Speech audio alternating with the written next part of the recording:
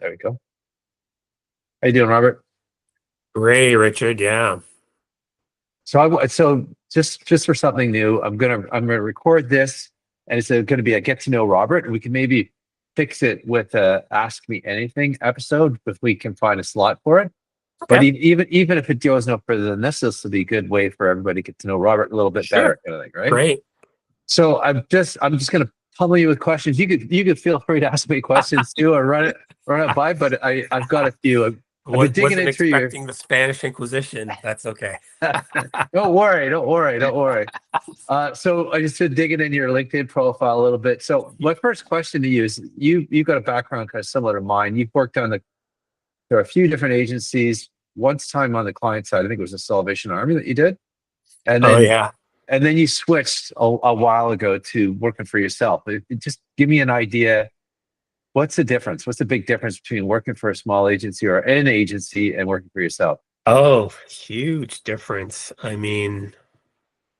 Yeah, like just briefly on the background, I first did in-house at Salvation Army editorial department. So that was at the head office in East York, and it was in charge of all of Canada and Bermuda.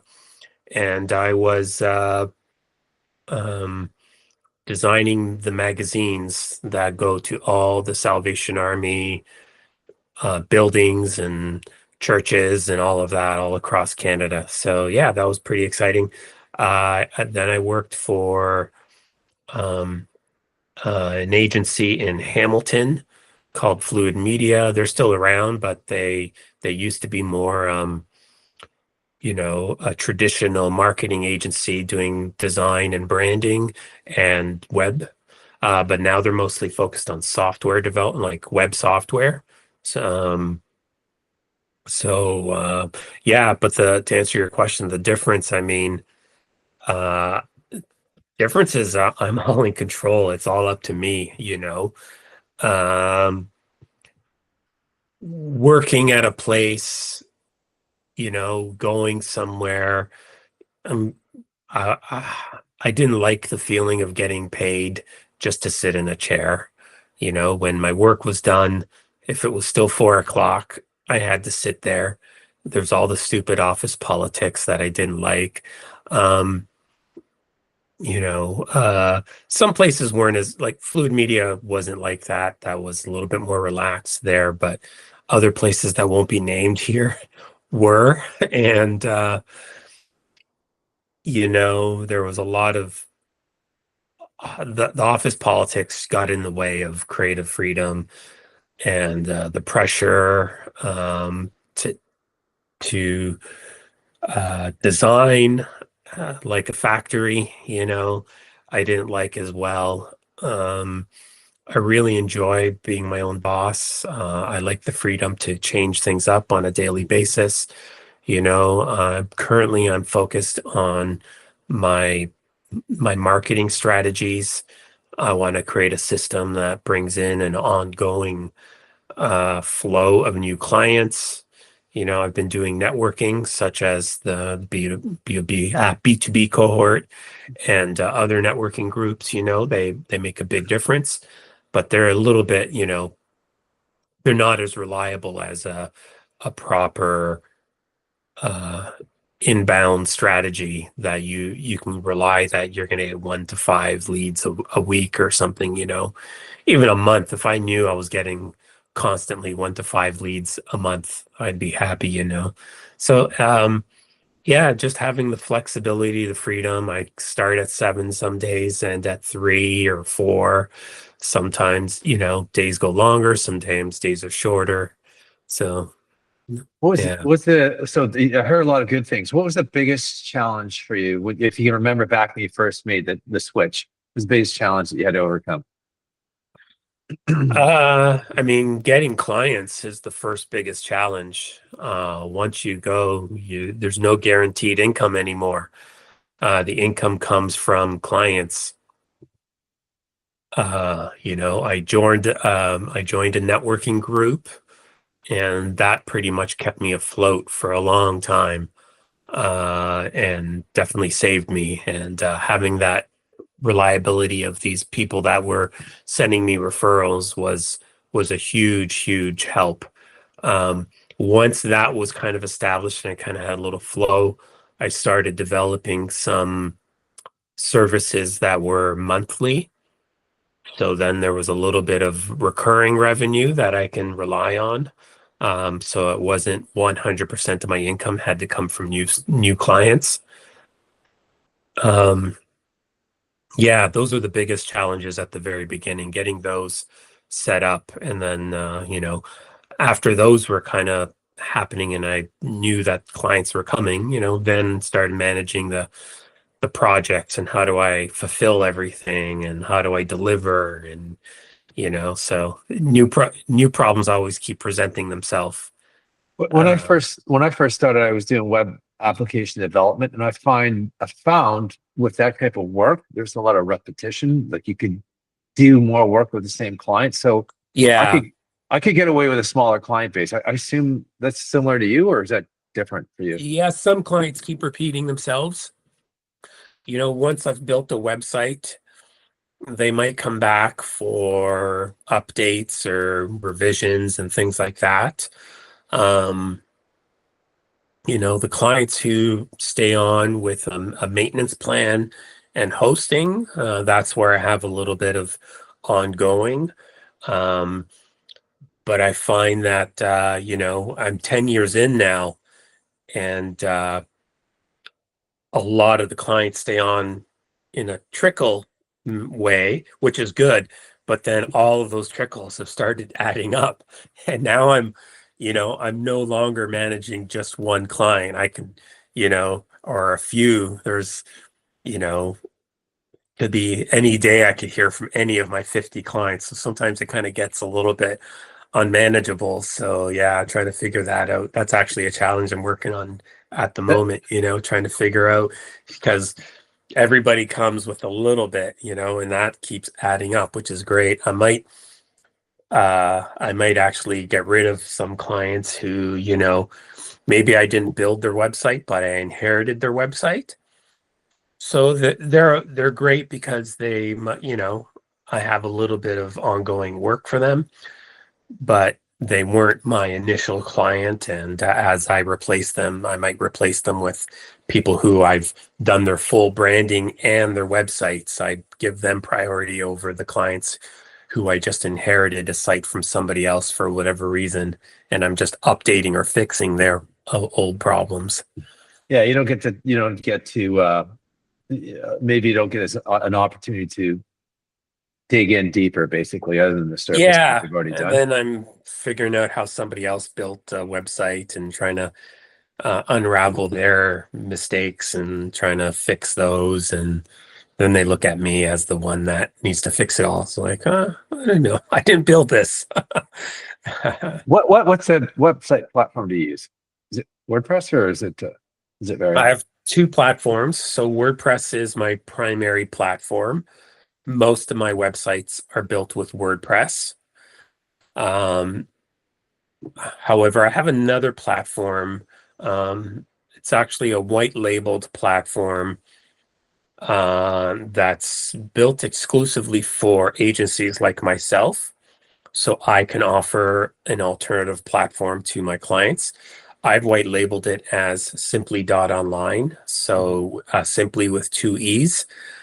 And clients can actually go set up their own website just like they would on Wix. They could pick a theme and start designing it and never even have any contact with me. Or that's actually rare, though. I don't really market it that way so much. I use it as a platform for some clients who want something a little bit more simple than WordPress, and clients who I might lose lose them to a platform such as Wix or Squarespace. So I can offer them a solution that's all in one, but it is an all in one hosted platform. So their monthly fee includes the hosting, the updates are automatically done. They don't have to think about security. It's all done for them there.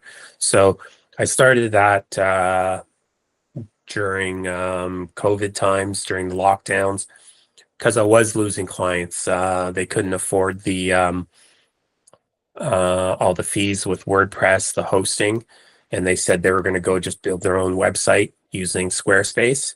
So that way I was able to give them an opportunity to build something on their own. But if they needed to consult with me, I'm still there. And that's what the difference is. You know, you can still have me help you out. And some clients have used the platform, built the site, and then I went in and just kind of cleaned and tidied it up and made it work a little bit better for them.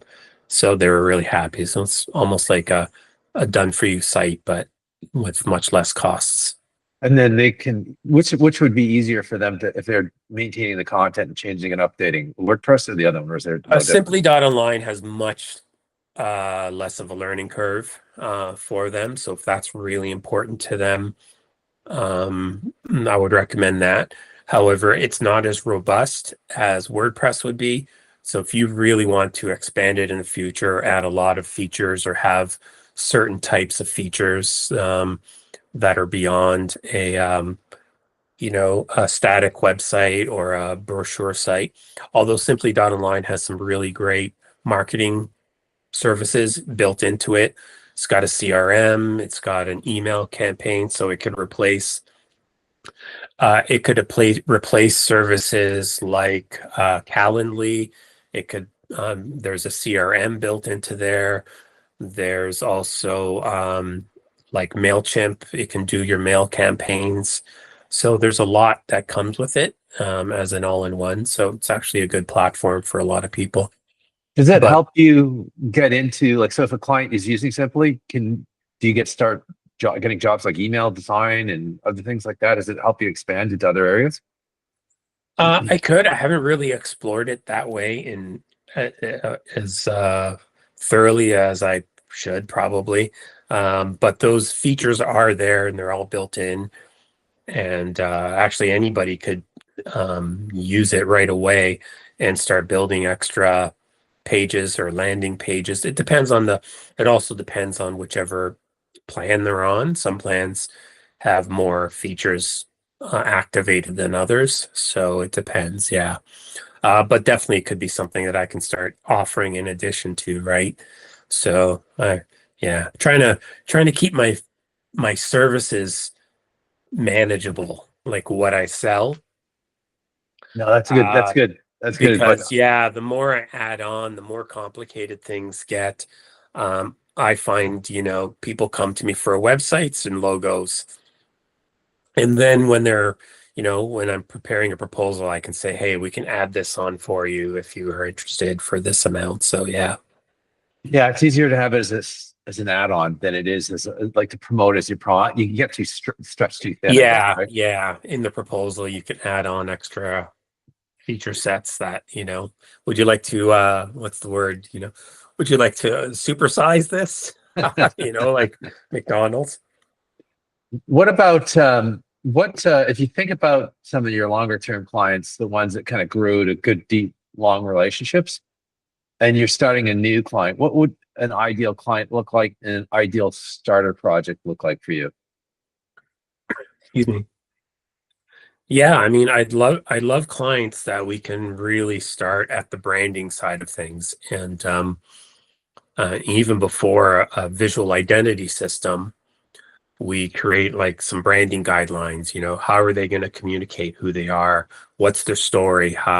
What's their message that they're going to be telling everybody? How is it going to align with their values? And then, so then once they have that, they have communication that they can apply to everything internally and externally. So, you want to make sure your internal staff knows the messaging and are on board. And then when you're communicating with marketing partners, so your SEO, you're creating ads, you've got a cohesive messaging system that you can apply, that you feel confident that it's going to attract the clients you need to, and it's going to resonate with them. They're going to hear what you're saying and want to work with you. And you take that, apply to a visual identity system. So you've got not just your logo, your colors, your fonts, what kind of images represent you, when you're getting photography or purchasing photography? Who are the people that are going to be in it? What are their age groups? What genders are they going to be? Who are they representing? What kind of visual systems are in there? What kind of icons should you use to, so it's more than just creating a logo, it's creating a whole visual system. So that way now you've got the words, you got the visual, you're pretty much set to create anything. You're going to be much stronger when you go and create a website now. Much stronger when then if you work with me, we build the website, incorporating that. We've already got the messaging, we already got the visuals. We just apply that to your site, and then working to create advertising or anything else you want to do beyond that. You've got a leg up on your competitors for sure. That would be a ideal client, one who wants to, create the whole system. And then in an ongoing basis, we kind of review everything, prepare more contact, information, whether we're creating brochures or other marketing materials beyond that. Yeah. That's interesting. And then we had a talk a couple of I think it was a couple of weeks ago about chasing payment and whatnot like that. And from an ideal payment perspective, how do you set up your terms? What's your terms like when you're getting a new client? And then does that change as they become a well-established client? Yeah, I mean, typically for projects such as logos or websites or branding strategy, I break up the payment in either 2 or 3 equal payments. And so at the beginning, somewhere in the middle, and then at the end. For a smaller project, I'll just do 2 payments. One at the beginning to kind of initiate the project, and then, make sure when the project's done.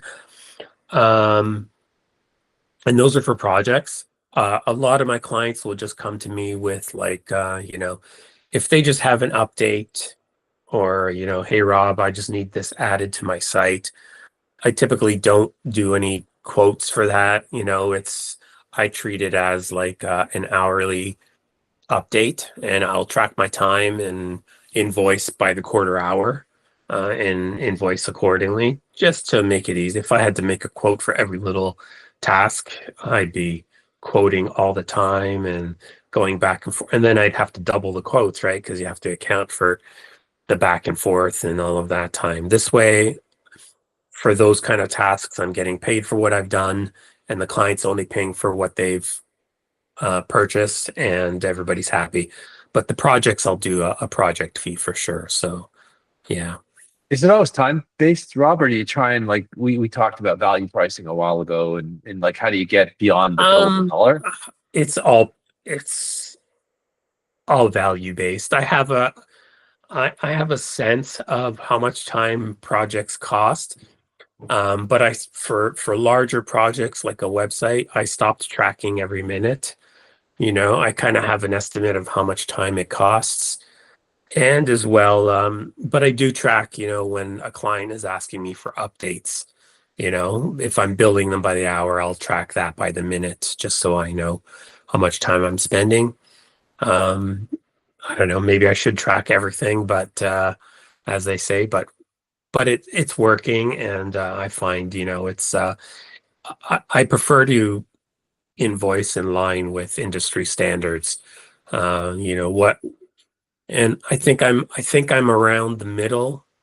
I was told I'm in the lower end of the middle recently. I was like, oh, I thought I was more in the middle, but so it depends, yeah.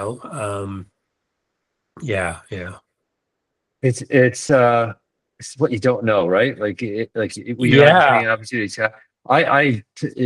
In full disclosure, I used to charge when I did web application development. I'd charge $100 an hour for new clients, like ones I wasn't really sure how much back and forth was going to be, Yeah. or how it was going to go. And as a client evolved, I slipped it down to 75, which is pretty low when you're talking. Like, I'm working for agencies 125, 175.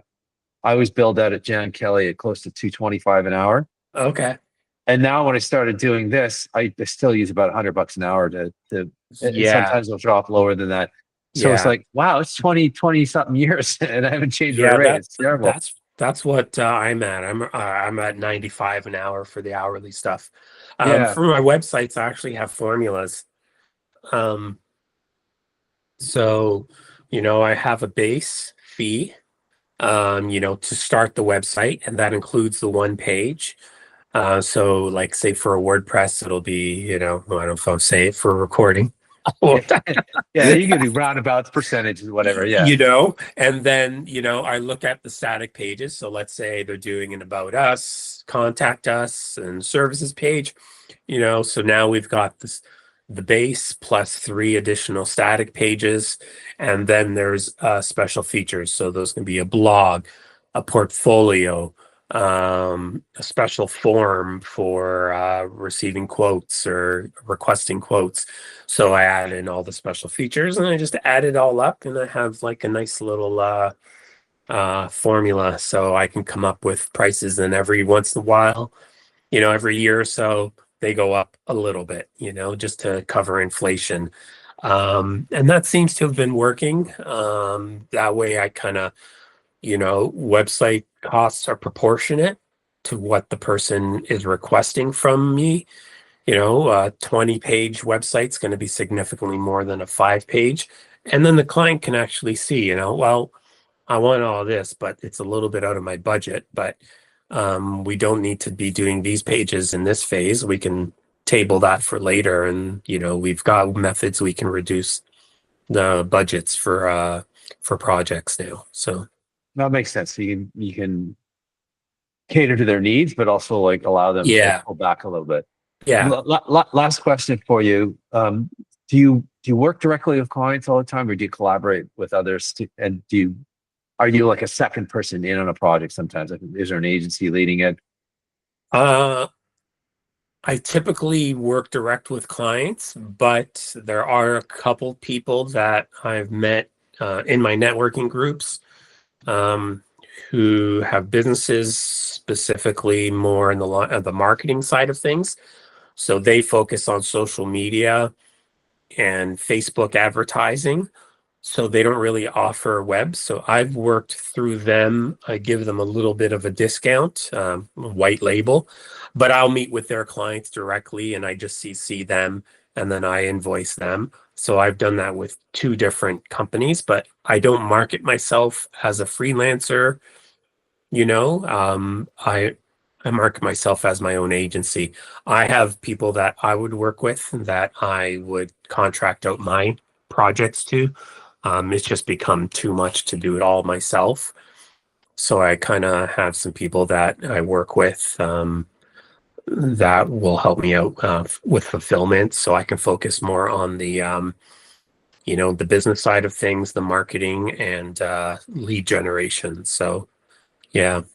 When you hire other people, are they doing others that do the same thing as you, or do they do different skills to complement your skills?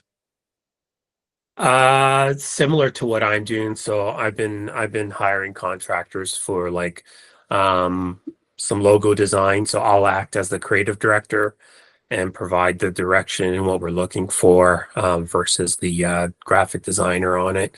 And then there's back and forth. So I'm kind of taking that role, versus the designer. And same with website. So I might work with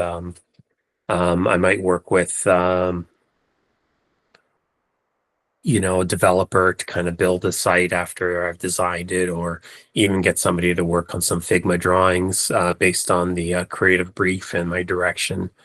Yeah, and then I'll liaise with the client to kind of make sure we're on track and all that. So yeah, Oh, great.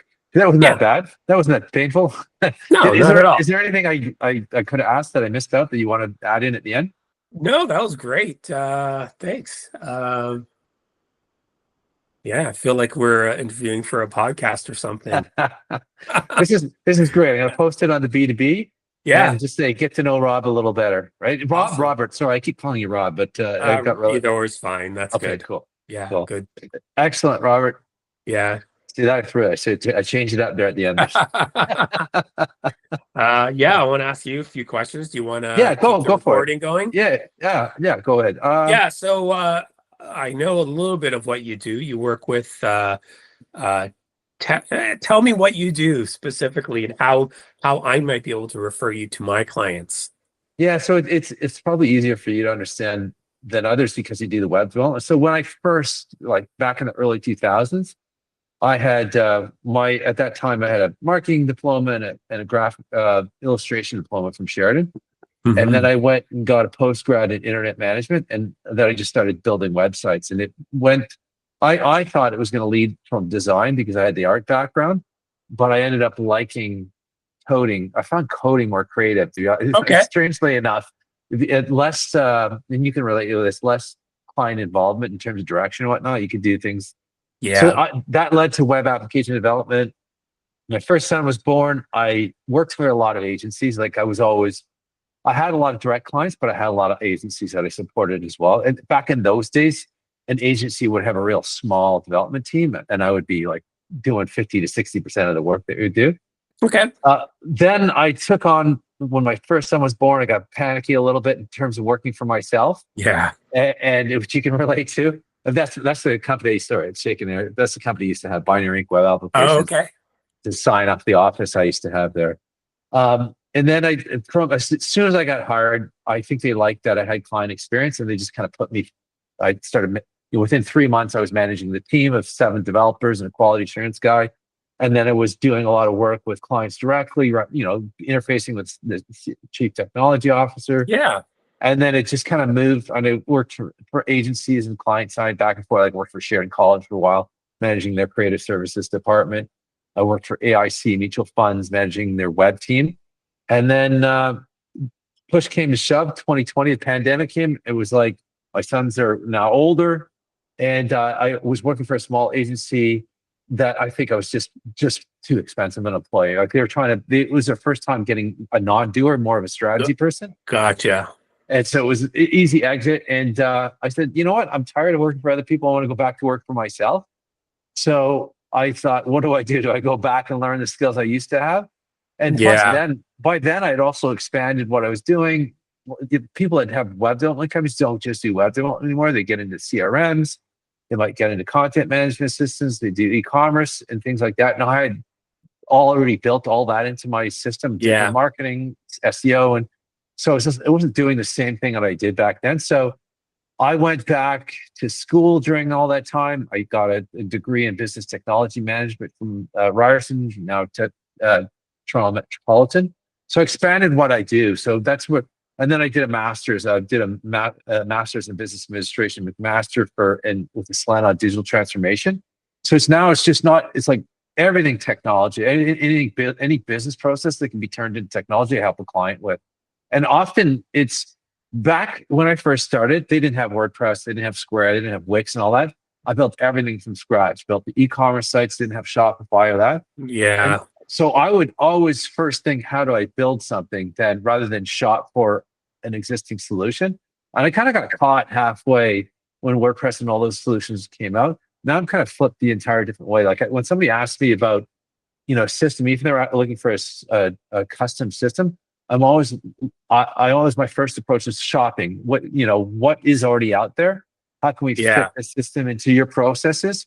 Or how do we change your processes, benefiting from all the different companies that use this software and have, this company has actually developed their processes around all those other ones.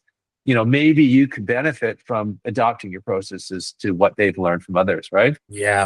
So now I go in, help clients, definitely help clients with content management systems if they have a choice of that. Help them with CRM purchases, help them with e-commerce purchases, but it extends past that because now it's like we can sell multiple channels, right? We can sell through Amazon, we can sell through, through your website, you can sell through affiliate marketing and whatnot. Okay.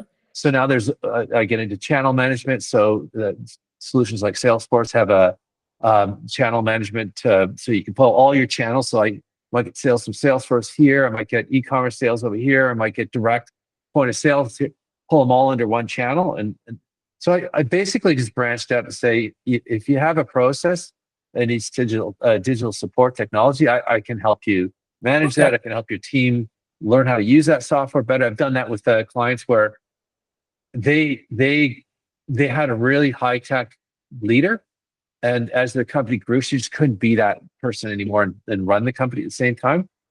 And she had been pretty liberal about all the different software that the team. Any software you've been in, or you've been in an agency before. Yeah. This software, and there's like 50 different software doing the same thing.